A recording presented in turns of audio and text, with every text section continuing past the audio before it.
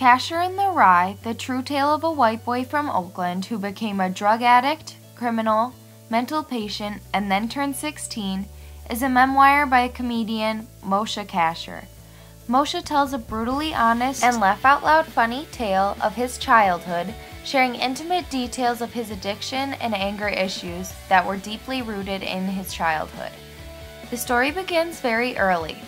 His parents, two young, deaf, Orthodox Jewish immigrants fresh from Russia, had a toxic relationship.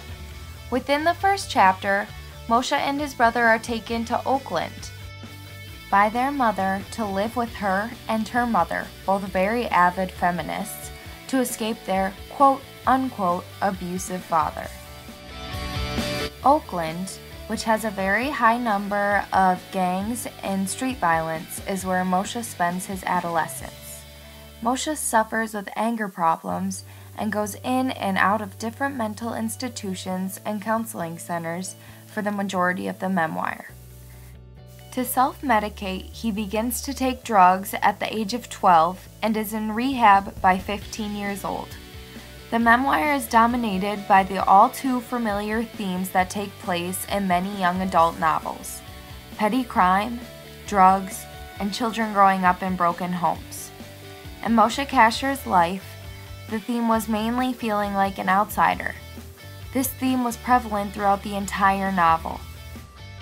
It causes him to act upon things that normally he perhaps wouldn't have, including taking heavy amounts of drugs.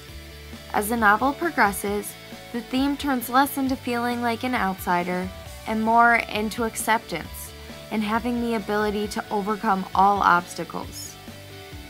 At many points throughout the story, Moshe questions whether it is worth fighting for his sobriety or not. Is it really worth the fight? Many times in life I've asked myself this.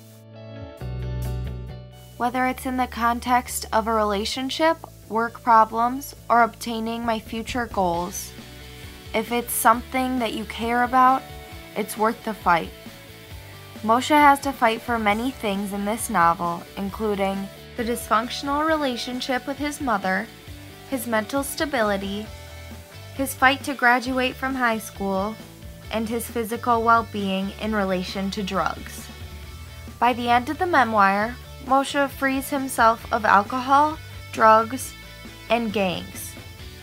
He graduates high school and flourishes as a college student. In the end, it's always worth the fight if you truly care about something.